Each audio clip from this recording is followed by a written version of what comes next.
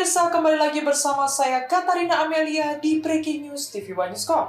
Pemirsa, Majelis Umum PBB menyetujui resolusi untuk mendukung resolusi kemerdekaan Palestina dari total suara sebanyak 142 negara mendukung, 10 menolak, dan 12 abstain.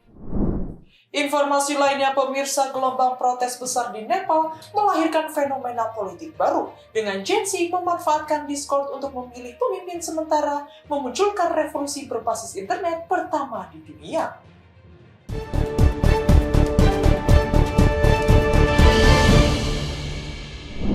Majelis Umum PBB menyetujui resolusi untuk mendukung resolusi kemerdekaan Palestina dari total suara sebanyak 142 negara mendukung, 10 menolak, dan 12 abstain.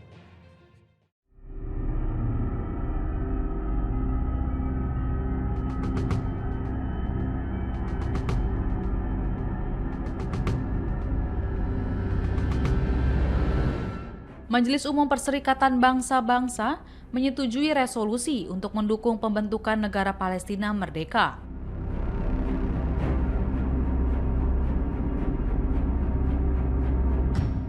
Dari total suara, sebanyak 142 negara mendukung, 10 menolak, dan 12 memilih abstain.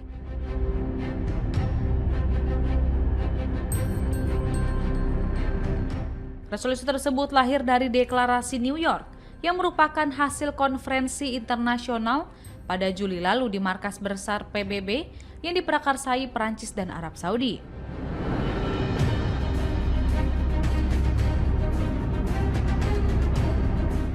Duta Besar Perancis untuk PBB Jérôme Bonnafont menjelaskan bahwa Deklarasi New York menyusun peta jalan menuju solusi dua negara.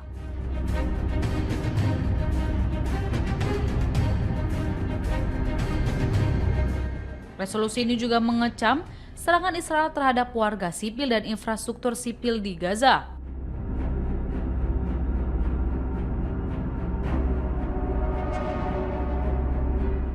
Serta pengepungan dan kelaparan yang menyebabkan bencana kemanusiaan dan krisis perlindungan.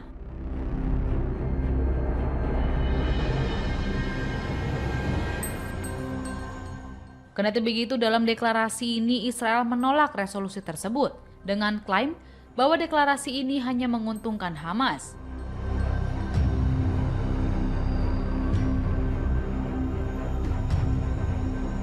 Selain Israel, ada Amerika Serikat, hingga negara tetangga Indonesia, Papua Nugini juga jadi negara yang menolak resolusi itu.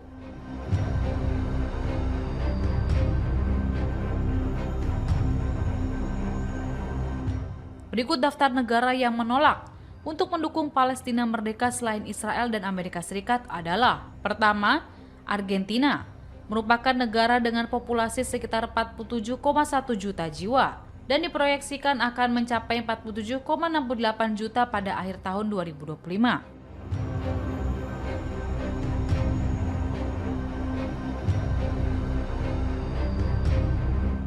Mayoritas penduduk Argentina atau sekitar 97% memiliki keturunan Eropa penuh atau sebagian, serta mayoritas beragama Katolik.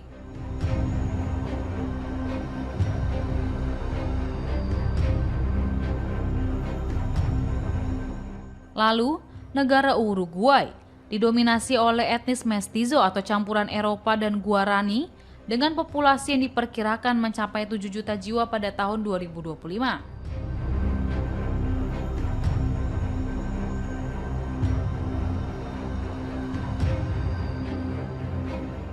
Demografi agama Paraguay didominasi oleh agama Kristen, khususnya Gereja Katolik Roma dengan sekitar 89% populasi menganutnya.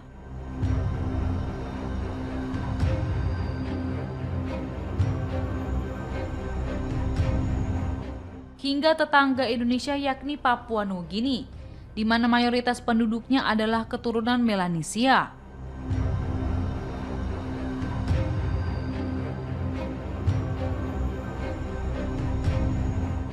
Papua Nugini adalah salah satu negara yang memiliki keragaman yang tinggi, dengan lebih dari 850 bahasa lokal asli.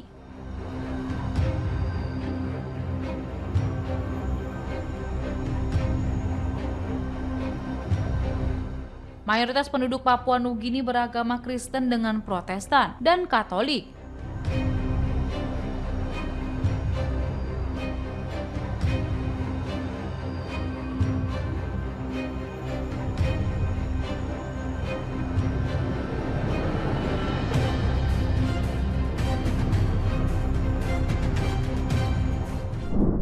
Argentina mengambil langkah yang mengejutkan dengan menolak terkait pengakuan kemerdekaan Palestina.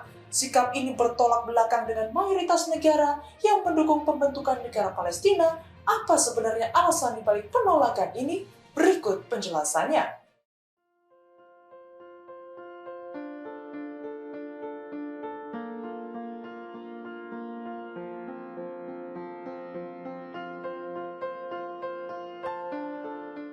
Argentina menjadi salah satu dari 10 negara yang memilih menolak resolusi damai dua negara antara Israel dan Palestina di sidang Majelis Umum Perserikatan Bangsa-Bangsa atau PBB, yang juga mencakup permintaan agar Hamas dilucuti senjatanya. Sikap ini dianggap kontroversial, namun konsisten dengan kebijakan pemerintahan Presiden Javier Milei, yang sejak awal tampak ingin memperjelas dukungannya terhadap Israel di arena internasional.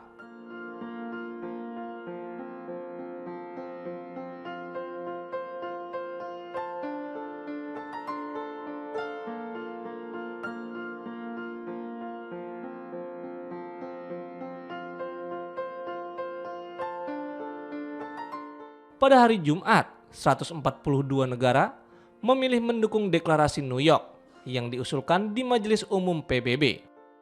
Argentina ikut bergabung bersama Israel, Amerika Serikat, Hungaria, Mikronesia, Nauru, Palau, Papua Nugini, Paraguay, dan Tonga dalam kelompok negara penolak. Penolakan terhadap resolusi tersebut disampaikan di tengah perang yang masih berlangsung di Gaza, di mana prospek solusi dua negara disebut-sebut semakin suram, menurut pernyataan resmi dari PBB.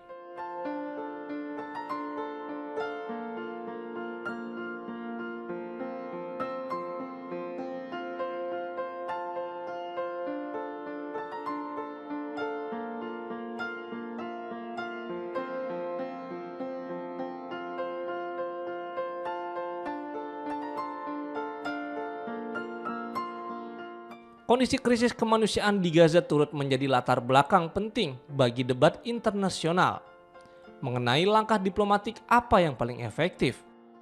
Sejak menjabat, Presiden Milei dikabarkan telah mengambil beberapa kebijakan yang menguatkan orientasi luar negeri Argentina ke arah dukungan yang lebih nyata terhadap Israel dan Amerika Serikat.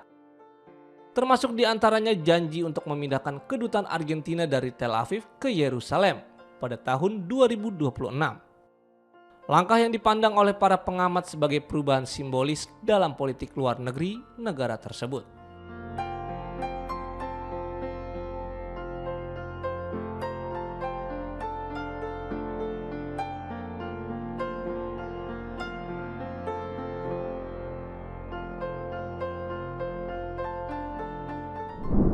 Hamas mengecam serangan udara Israel ke Qatar dan mendesak negara-negara Arab serta Muslim untuk mengambil sikap bersatu melawan agresi tersebut. Seruan ini disampaikan saat KTT Darurat Arab Islam digelar di Doha.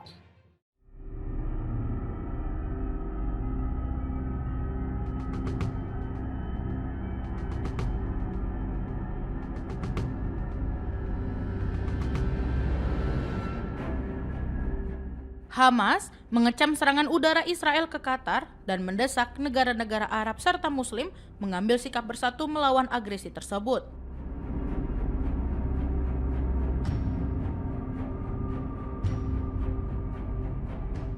Seruan itu disampaikan saat KTT Darurat Arab Islam digelar di Doha.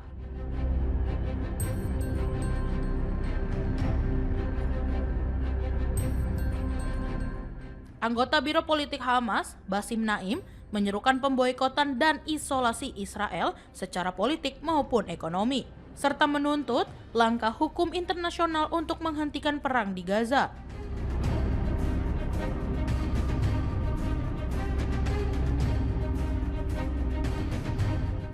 Ia menilai Serangan Israel terhadap tim negosiasi Hamas di Doha dilakukan ketika kelompok itu sedang membahas proposal gencatan senjata.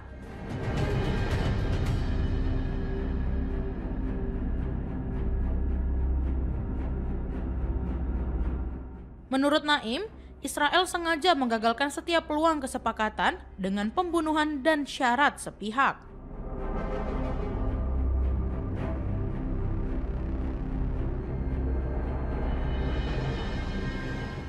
Ia juga menyebut serangan di Qatar menunjukkan sikap Israel yang mengabaikan perjanjian internasional dan memperingatkan bahwa kawasan kini berada di titik kritis.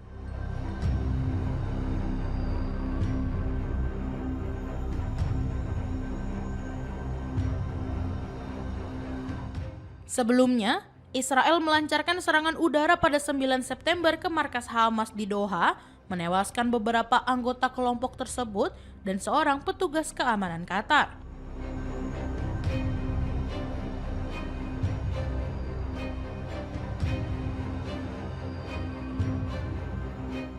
Sejumlah tokoh Hamas dilaporkan selamat, sementara pemerintah Qatar mengecam serangan itu sebagai terorisme negara dan berjanji akan menanggapi.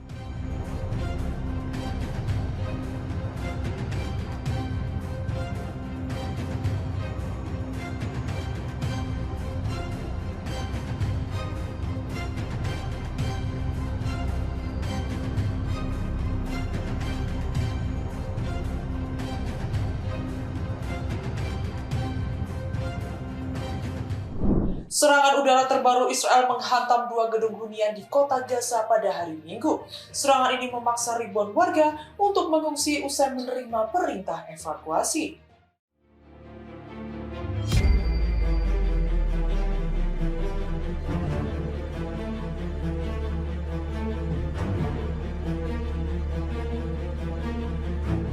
Israel melancarkan serangan udara ke 2 gedung hunian di kota Gaza pada Minggu 14 September 2025, setelah sebelumnya memerintahkan warga untuk segera mengungsi.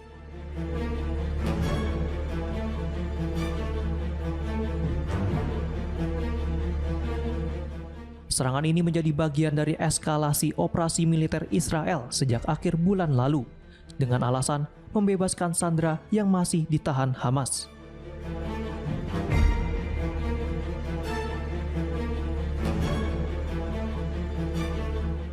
Otoritas Israel meminta seluruh warga sipil meninggalkan kota Gaza menuju Mawasi yang ditetapkan sebagai zona kemanusiaan.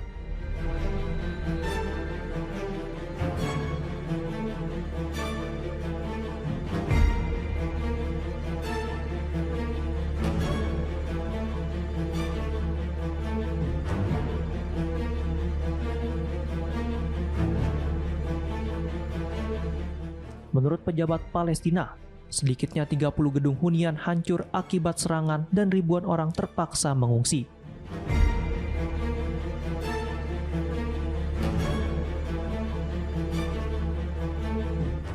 Serangan terbaru ini terjadi bersamaan dengan kedatangan Menteri Luar Negeri Amerika Serikat, Marco Rubio, ke kawasan tersebut untuk membicarakan masa depan konflik.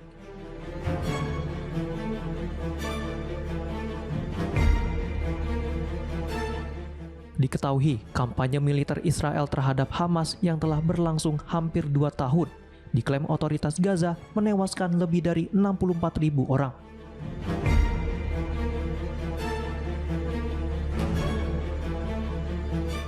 Operasi ini dipicu oleh serangan Hamas pada 7 Oktober 2023 yang menewaskan 1.200 orang dan menyandera 251 orang menurut data Israel.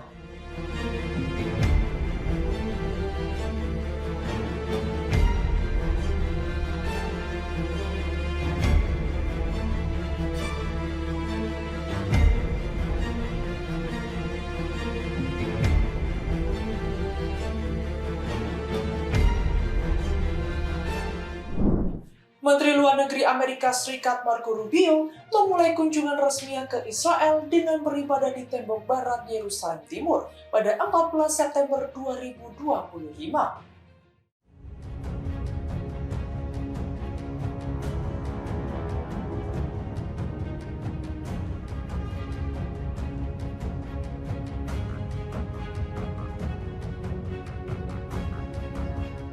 Menteri Luar Negeri Amerika Serikat Marco Rubio memulai kunjungan resminya ke Israel dengan beribadah di tembok barat Yerusalem Timur pada Minggu 14 September 2025.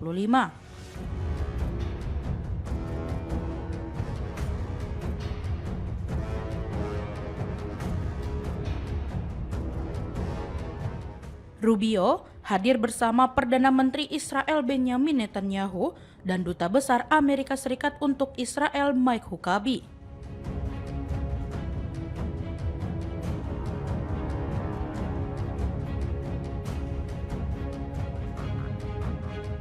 Mereka melaksanakan ritual doa Yahudi di lokasi yang juga dikenal sebagai tembok ratapan, termasuk menyelipkan secari kertas di antara celah batu sesuai tradisi setempat.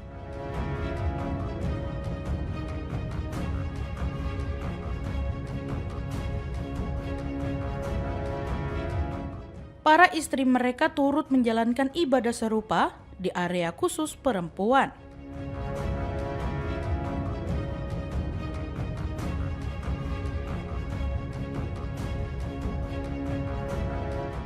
Setelah itu, rombongan menelusuri terowongan tembok barat yang berada di bawah kota tua kawasan Muslim.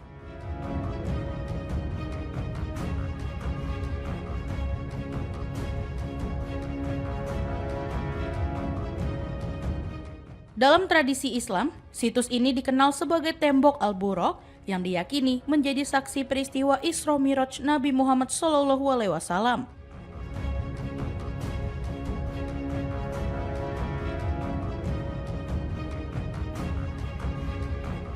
Sementara itu, umat Yahudi menyebut kompleks Masjid Al-Aqsa sebagai Gunung Bait Suci, mengklaim di lokasi tersebut pernah berdiri 2 kuil kuno.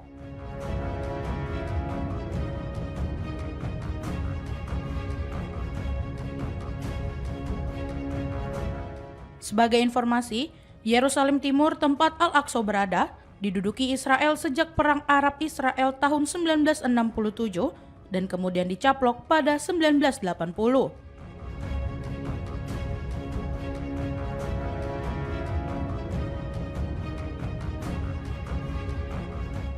Namun, langkah tersebut tidak pernah diakui secara resmi oleh komunitas internasional.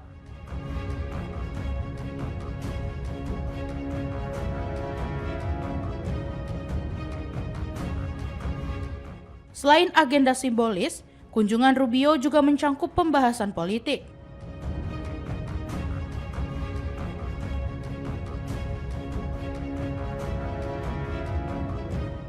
Ia menyinggung serangan udara Israel ke Qatar pada 9 September lalu yang terjadi ketika delegasi Hamas sedang mendiskusikan proposal gencatan senjata di Gaza yang diusulkan Presiden Amerika Serikat Donald Trump.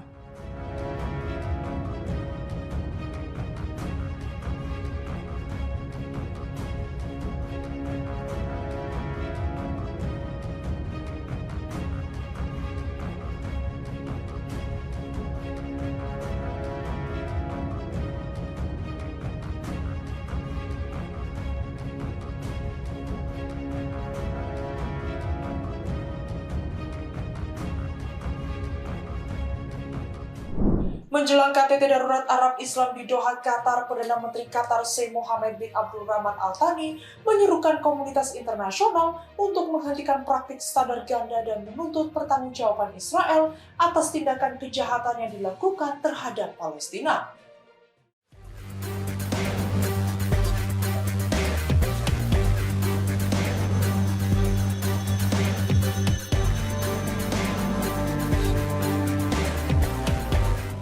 Perdana Menteri Qatar Sheikh Mohammed bin Abdulrahman Al Thani mendesak komunitas internasional untuk menghentikan standar ganda dalam menyikapi konflik di Timur Tengah.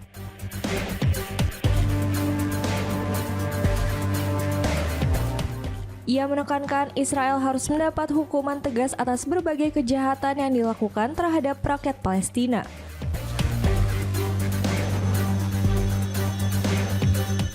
Peringatan itu disampaikan dalam pertemuan persiapan menuju KTT Darurat para pemimpin Arab dan Islam yang digelar di Doha Senin 15 September. Pertemuan luar biasa ini diinisiasi Qatar menyusul serangan udara Israel ke ibu kota Doha pekan lalu.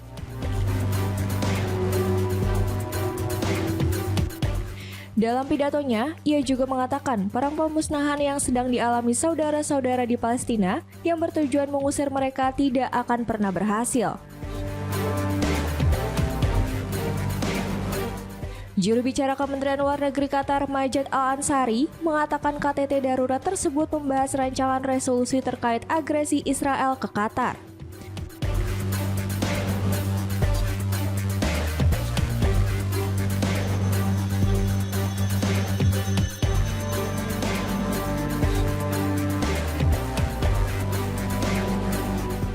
Sejumlah pemimpin dipastikan hadir, antara lain Presiden Iran Masud Pezeshkian dan Perdana Menteri Irak Muhammad Shia al-Sudani.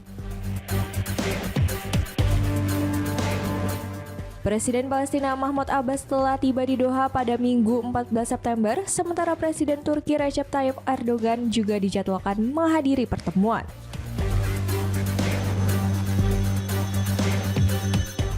Media Turki melaporkan kehadiran Erdogan dianggap penting untuk memperkuat posisi negara-negara mayoritas Muslim menghadapi krisis ini.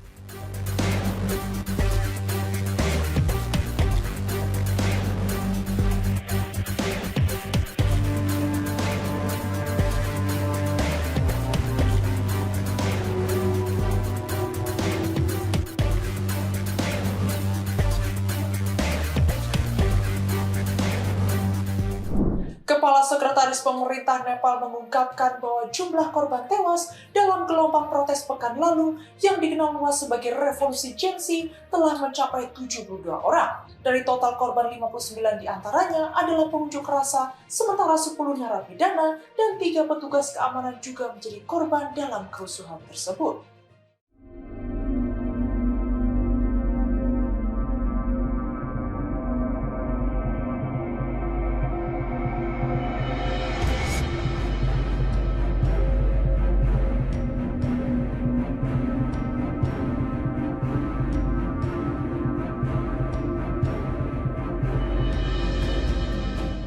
Kepala Sekretaris Pemerintahan Nepal, Ek Narayan Aryal mengatakan korban tewas akibat protes pekan lalu di Nepal yang secara luas dijuluki sebagai revolusi Gen Z telah mencapai 72 orang.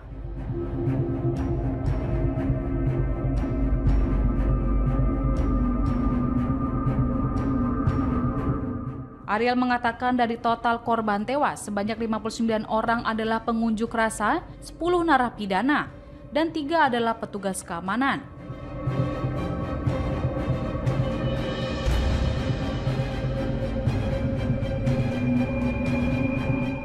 Ia menambahkan bahwa sebanyak 134 pengunjuk rasa dan 57 petugas polisi terluka dalam bentrokan tersebut.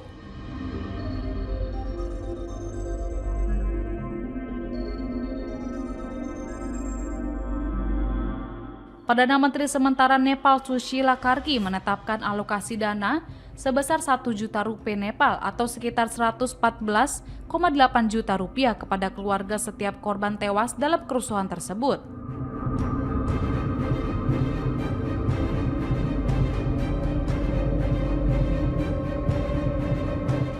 Karki, mantan Kepala Hakim Agung negara itu, mengambil alih jabatan sebagai Kepala Pemerintahan sementara pada Jumat.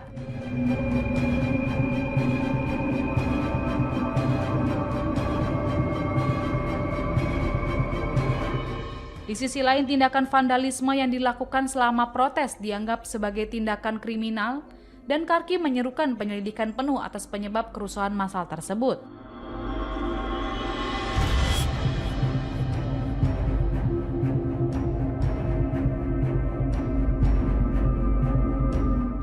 Karki mengatakan bahwa pemerintah sedang menyelidiki serangan terhadap gedung parlemen, Mahkamah Agung, kompleks bisnis dan properti pribadi.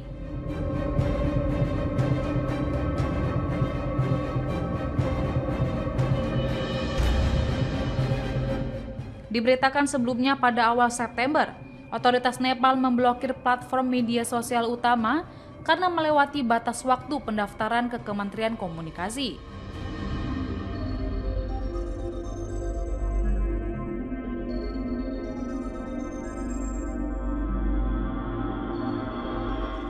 Kebijakan pembatasan itu pun ditanggapi oleh banyak orang, terutama generasi muda, dengan turun ke jalan.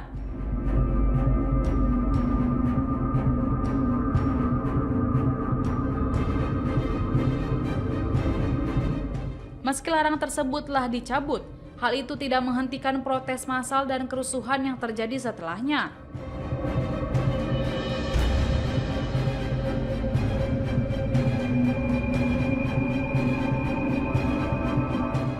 Protes tersebut pada akhirnya membuat Perdana Menteri Nepal Sharma Oli mengundurkan diri, usai para pengunjuk rasa menyerbu parlemen dan membakar rumah beberapa pejabat senior di Kathmandu.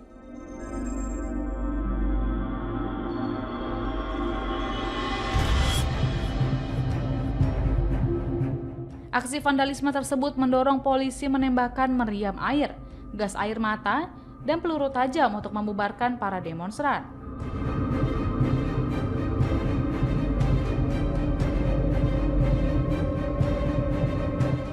Di hari yang sama, tentara akhirnya turun tangan untuk menjaga ketertiban umum di ibu kota Nepal dan kota-kota lainnya.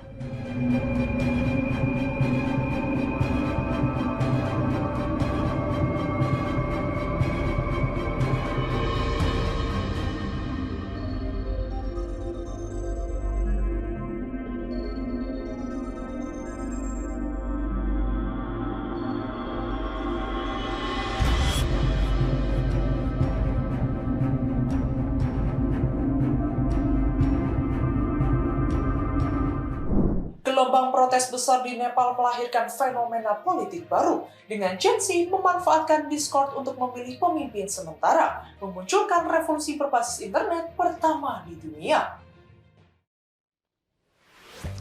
राष्ट्रपति रामचन्द्र पौडेल भर्खरै समारोह स्थलमा पुग्नु भएको छ। हामीले यो प्रत्यक्ष देखिरहेका छौं। Gelombang protes besar di Nepal melahirkan fenomena politik baru dengan kaum muda yang memanfaatkan platform daring Discord untuk memilih pemimpin sementara, menjadikan Nepal disebut sebagai lokasi revolusi berbasis internet pertama di dunia.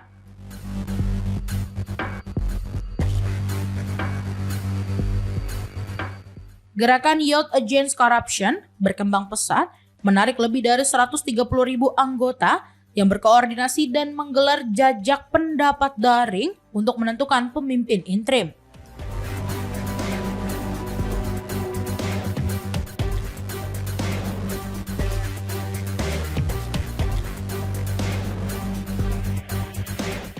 Pada 10 September, hasil pemungutan suara menetapkan Sushila Karki, mantan Ketua Mahkamah Agung Nepal, sebagai pemimpin sementara setelah meraih lebih dari 50% dari sekitar 7.700 suara menurut South China Morning Post.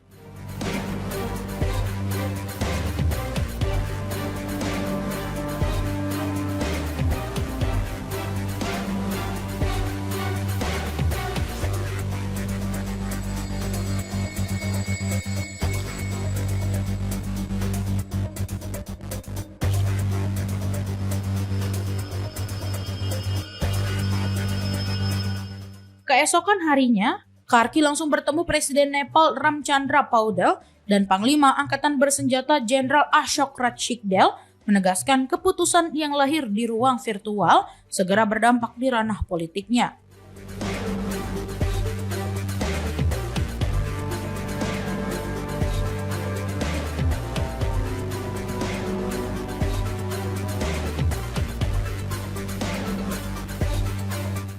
Discord, sebelumnya dikenal sebagai platform komunitas gym dan perdagangan kripto, kini menjadi sarana koordinasi politik yang efektif.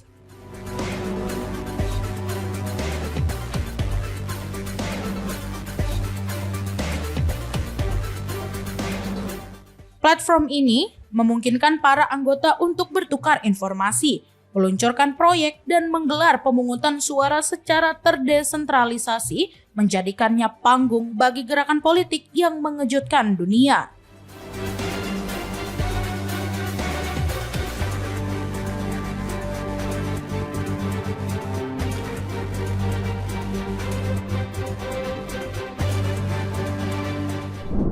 Demikian Demikian informasi yang dapat kami sampaikan pemirsa. Terima kasih telah bergabung bersama kami. Saya Katarina Amelia dan seluruh tim yang bertugas mengucapkan sampai jumpa di Breaking News TV Wanyuskom berikutnya.